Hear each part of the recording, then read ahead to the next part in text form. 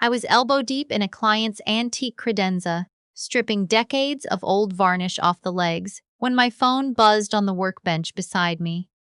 I almost ignored it. I was in that focused zone where the grain of the wood starts talking to you, where you can feel exactly how much pressure to use and in which direction. Interrupting that feels almost rude. But it buzzed again, and then again. I set down the scraper, peeled off one glove, and picked it up. It was my next-door neighbor, Ruth Ann. Sweet woman in her 60s who watches my cat when I travel and always waves from her porch. She never calls me. We're a wave and occasionally chat across the driveway kind of neighbors, not a phone call out of nowhere kind, I answered. Honey, I don't want to alarm you, she said, and those words, I don't want to alarm you, are the exact words that alarm you. But there's a moving truck parked in front of your house. 2 men just carried out your couch. I stood there for a second, certain I'd misheard her. I'm sorry, what? A big white truck. They've got the front door propped open with a box. I wasn't sure if you knew, so I thought I should call. I didn't know. I absolutely did not know. I was in my workshop behind my house, a converted detached garage where I do most of my restoration work. I'd been back there since 7 in the morning. I hadn't looked out toward the street once. I thanked Ruth Ann, hung up, and walked out the back door of the workshop. When I came around the side of the house, I stopped dead in the driveway. There it was, a white moving truck, exactly like she said. The ramp was down. My front door was wide open, propped with one of my own storage bins. 2 men I didn't recognize were coming down the porch steps carrying my bookshelf, the one I'd refinished myself 2 years ago, a solid mahogany piece I'd found at an estate sale and spent 3 weekends restoring. They were just carrying it down the steps like it was nothing. Hey, I said. I was so shocked the word came out more like a question than a demand. Hey, what are you doing? One of the men stopped. He looked a little uncomfortable. Ma'am, we were hired for a job. You need to talk to whoever called us. I'm the homeowner, I said. I didn't call anyone. Who hired you? He looked at his partner. Then he pulled out his phone, scrolled for a second, and said a name. My mother-in-law. I'm going to back up, because none of this makes sense without the full picture. My name is Vera. I'm 31 years old. I'm a furniture restorer. I run a small business out of my home in Knoxville, Tennessee, restoring antiques and vintage pieces for clients, estate sales, interior designers. I've been doing it since I was 26. It's not glamorous, and it took years to build, but it's mine. I own my house. I bought it myself before I even met my husband, Ryan.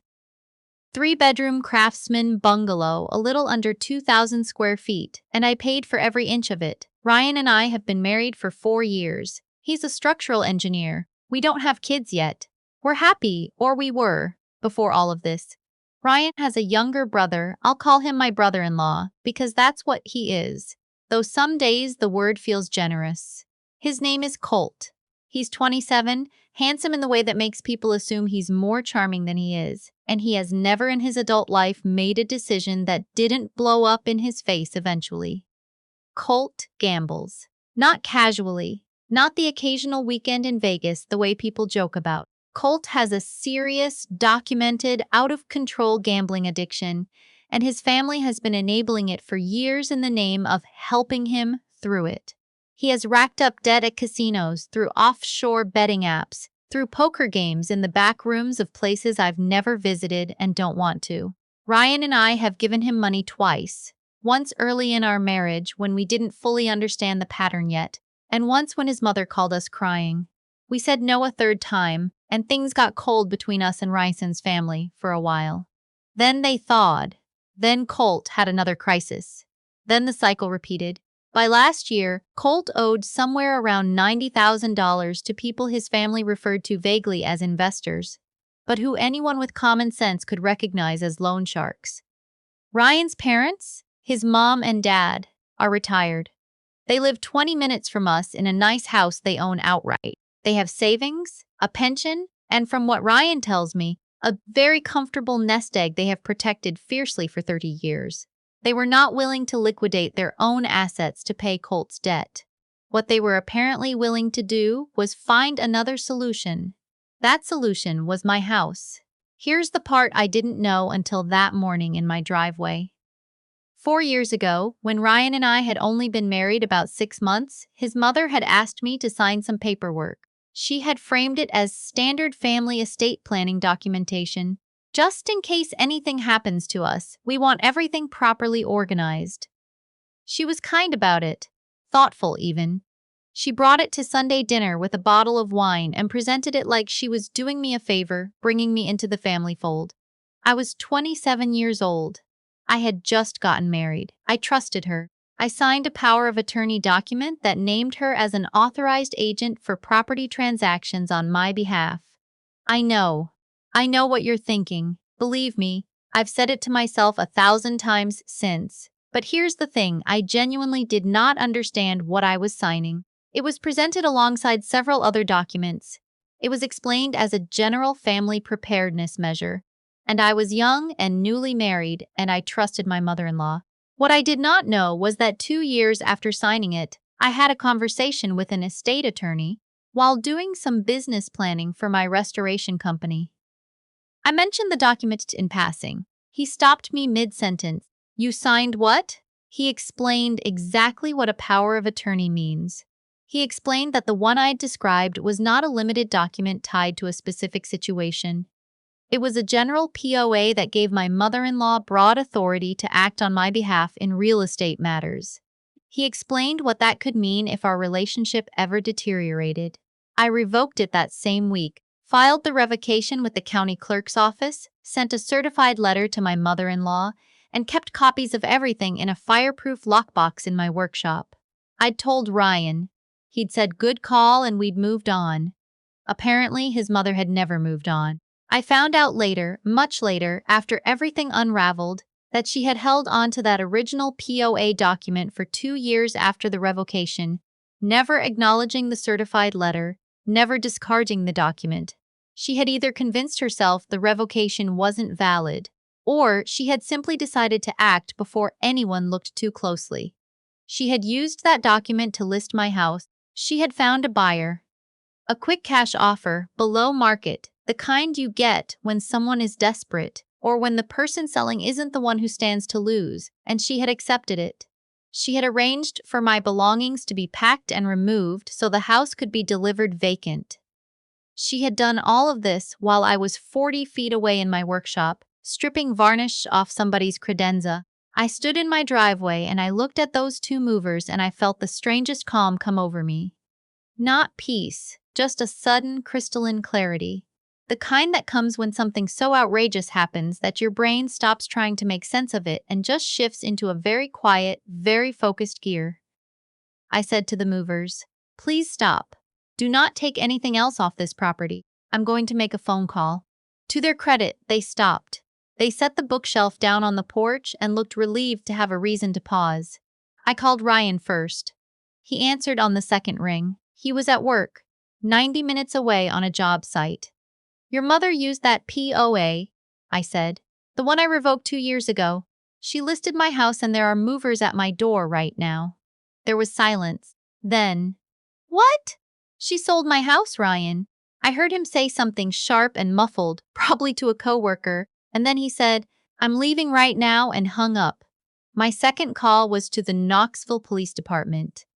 I want to be clear about this because I know some people's instinct is to try to handle things within the family first, to have a conversation, to give people the benefit of the doubt. I was done with benefit of the doubt. I walked back to my workshop, unlocked my fireproof lockbox, pulled out the folder labeled Property Revocation, and I sat on my workbench with the certified mail receipt in my hand while I waited for the officer to arrive. The officer who showed up was a woman named Officer Delaney. Calm, professional, didn't seem remotely surprised by the situation, which tells you something about how often people's families lose their minds. I showed her everything. The original POA, the revocation document, the certified mail receipt showing my mother-in-law had received the revocation letter, and the recording I'd pulled up on my phone from the county clerk's office website, confirming the revocation was on file. She looked at the movers. She looked at me. She told them, with complete authority, that the property transaction they'd been hired to facilitate was potentially fraudulent and they needed to leave. They loaded back up and drove away within 20 minutes. Then Officer Delaney helped me contact the title company that had handled the sale. I will spare you the entire 2-hour phone call, but the short version is this. The title company had not pulled a current lien and encumbrance search that included POA validity verification. They had accepted a copy of the original document without checking for a revocation on file with the county. This is not uncommon with quick cash sales, which move fast and sometimes cut corners. The moment I provided the revocation documentation, they froze the transaction. The buyer, who seemed to be a legitimate real estate investor and not part of any scheme, was notified that the sale was invalid. He was not happy, but his dispute was with my mother-in-law, not with me. Ryan arrived at the house about 90 minutes after I'd called him, still in his work boots and his hard hat sitting on the back seat. He walked up the driveway and I met him at the porch. He looked pale. "Are you okay?" he said. "I'm fine," I said. "Your mother isn't going to be." He didn't try to defend her. I want to be fair to Ryan here.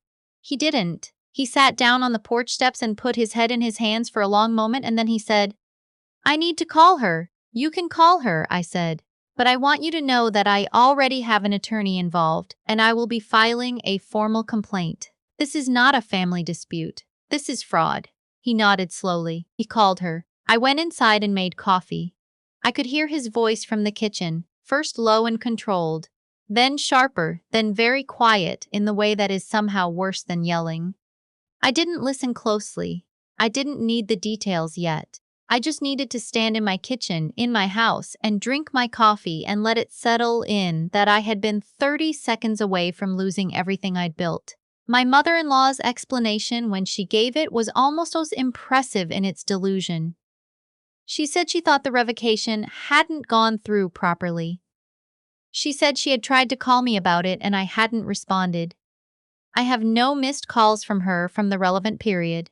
She said she had done it for the family, meaning for Colt, meaning to get $90,000 to the loan sharks, meaning to sacrifice my home without my knowledge or consent so her favorite son could escape a mess he'd made entirely himself. She said I was being dramatic. She said that if I really loved Ryan, I would understand that family comes first. I have turned that sentence over in my mind many times since.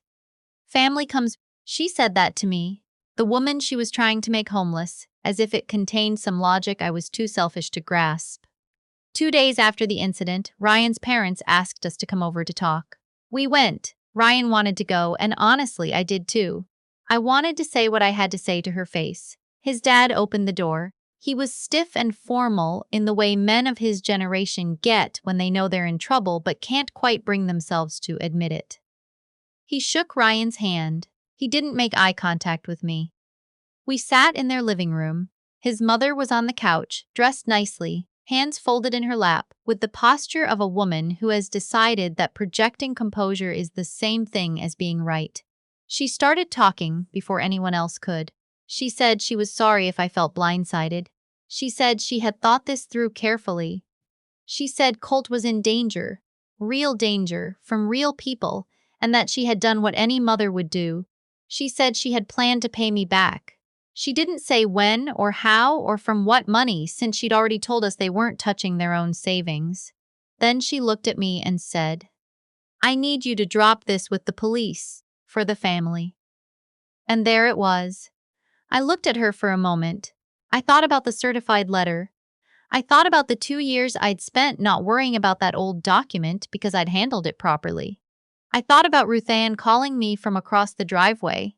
I thought about my bookshelf, sitting on my porch, and those 2 men carrying my things away like they had every right to. "The power of attorney you used," I said, "was revoked 2 years ago. The revocation was filed with the county clerk's office. You received a certified letter confirming it. I have the receipt with your signature." She opened her mouth. "I'm not finished," I said, and I wasn't. "What you did constitutes real estate fraud.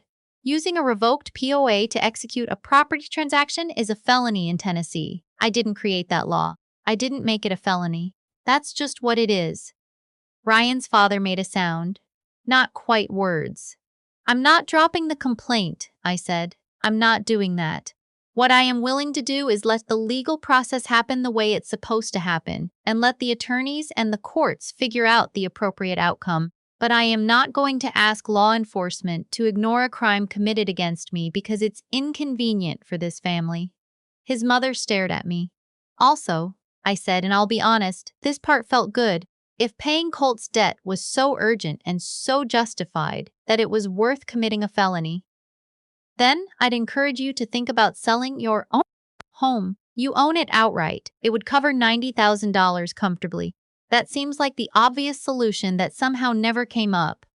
Ryan's father looked at his wife. His wife looked at the floor. We left shortly after that. The next week was what I can only describe as a siege, but a quiet one. Messages from Ryan's extended family started coming in. An aunt in Memphis who I'd met twice at Christmases. A cousin who I don't think I'd ever spoken to one-on-one. A family friend who apparently felt entitled to weigh in on our marriage. The messages ranged from gentle, "I'm sure you can work this out as a family," to not so gentle, "You're going to destroy this family over money?" One of the aunt's messages was long enough to be a small essay. I read them all. I didn't respond to any of them. Ryan fielded a few phone calls. I could tell they were wearing on him, not because he doubted what his mother had done, but because he loves his family and watching them fall apart is its own kind of grief, even when they've earned it. I tried to give him space for that. I didn't need him to be furious every moment. I just needed him to stay clear on what had actually happened. He did, I'll give him that. He never once asked me to drop the complaint. Colt called Ryan. Not me, never me. 3 times in that first week. From what Ryan told me, the calls were mostly Colt being angry. About me. About how I was making this bigger than it needed to be. About how the family wouldn't be in this situation if I hadn't refused to help earlier. That earlier refusal, if you're wondering, was me saying no when they'd asked Ryan and me to co-sign a personal loan to cover a previous round of gambling debt. 18 months ago. Apparently that no had never been forgiven. I had never expected it to be. But hearing that it was still being held against me, while his mother was under investigation for trying to steal my house, told me everything I needed to know about the shape of this family. My attorney, a woman I'd found through a referral from the estate attorney I'd worked with years before, was efficient and clear-eyed. She had handled real estate fraud cases before. She walked me through what the process would look like, what outcomes were realistic, and what I should and shouldn't say publicly while things were moving. The title company had already initiated their own legal review. The buyer's attorneys were in contact with everyone. My mother-in-law had retained her own attorney, a sign, I think, that she had finally grasped the seriousness of the situation, or that her attorney had. About 3 weeks after the incident, I got a call from my attorney on a Tuesday afternoon while I was in the middle of reupholstering a Victorian settee. I set down the staple gun and answered. "The DA's office has formally filed," she said. "Real estate fraud. 1 count. Felony." I sat down on a stool in my workshop and I stayed there for a few minutes after I hung up, just breathing. I hadn't let myself feel much in the weeks since it happened. I'd stayed in practical mode, documentation mode, attorney call mode. But sitting there in the smell of sawdust and linseed oil, with the CD half finished in front of me, something loosened a little. Not satisfaction, exactly. Not happiness. Just a settling. The kind that happens when reality confirms that what happened to you was real and wrong and is being treated accordingly. Ryan and I had a hard conversation that night. A long one. We sat at the kitchen table with the overhead light on and talked in the way you can only talk when you've stopped managing each other's feelings and you're just being honest. He told me he was ashamed. Not of me, of his family, of the years of enabling that had brought his brother to this place, of the way his parents had decided their comfort was worth more than my security, of the fact that he'd trusted his mother to be a reasonable person, and she had proven conclusively that she was not when it came to Colt. I told him I didn't blame him, and I meant it. Ryan hadn't done this. Ryan had dropped everything and driven 90 minutes to stand in my driveway and not once tried to talk me out of protecting myself. You can love someone and still be deeply, honestly disappointed in their family. That's allowed.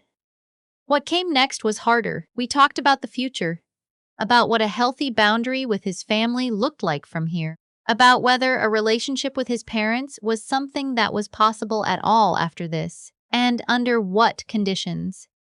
I didn't give him an ultimatum. I've always hated ultimatums. They collapse complexity into corners, and real life doesn't live in corners. But I told him clearly, I was not going to spend years of my life walking back into rooms where I had to pretend that what had been done to me was something I'd gotten over. He understood. He said he'd need time to grieve what his family was and to figure out what they could be, if anything. I said that was fair. The case moved slowly, as legal cases do. My mother-in-law ultimately accepted a plea agreement. She avoided prison. Her attorney argued her age, her lack of prior record, the fact that the transaction had been reversed before I actually lost the property, but she received 2 years of supervised probation, paid restitution for my legal fees, and the conviction for her record. Was it everything I might have wanted? Maybe not. I spent some time sitting with that. I thought about the versions of the story where more happened, where there were harsher consequences, bigger admissions, some moment of clear and undeniable reckoning. But here's what I came back to. I still have my house. She has a felony conviction. The documents I kept, the certified mail I'd filed, the revocation I'd recorded with the county clerk 2 years. Before any of this happened, all of it mattered, all of it protected me. And that's the part I want to sit with, actually. Because the thing that saved me wasn't luck. It wasn't the kindness of institutions or some last-minute rescue. It was a decision I had made at 29 years old, sitting across a desk from an estate attorney, realizing I'd signed something I didn't fully understand and immediately doing something about it. It was the hour I spent at the county clerk's office. It was the certified letter. It was the fireproof lockbox on the shelf in my workshop where I keep the documents that matter. When people find out what happened, they sometimes say things like, "How did you stay so calm?" And I honestly think the answer is, because I had the paperwork. When you know you're right and you can prove it, panic doesn't have room to take hold. You just pick up the phone, call the right people, and let the documentation speak. Ryan and I are still together. That might surprise some people, or maybe not. It depends on what you think marriage is. We went to counseling, both separately and together. We've rebuilt slowly, the way you rebuild anything structural, carefully, checking each joint before you put weight on it. His parents and I have no relationship. That's not drama, it's just reality. Some things don't recover, and that's not a tragedy if you let yourself accept it without bitterness. I don't carry bitterness about them anymore. I carried it for a while in those first sharp weeks. But it's heavy and it doesn't do anything useful, and I have a lot of furniture to restore. Ryan sees his parents occasionally. That's his choice to make, and I don't make it for him. He's a grown man who has to decide what kind of relationships he can have with people who have hurt his wife. He's working on that. I respect him for it. Colt, from what I understand, entered a gambling addiction treatment program. Whether it takes hold or not isn't something I can control or predict. I genuinely hope it does. Not for any complicated reason, just because addiction is a real illness and I don't wish people suffering. But his recovery isn't my project, and his problems aren't my financial responsibility, and those two things can both be true at the same time. Ruth Ann still waves from her porch. I brought her a pie after everything settled down, just as a thank you for making that phone call. She said, "Honey, I will always call you if something doesn't look right." And I told her that was worth more than she knew. The Victorian settee I was working on when my attorney called, it turned out beautifully. Deep teal velvet, new carved feet I sourced from a salvage dealer in Chattanooga, all the original joinery reinforced. The client cried when she saw it, said it had belonged to her great-grandmother, and she'd thought it was beyond saving.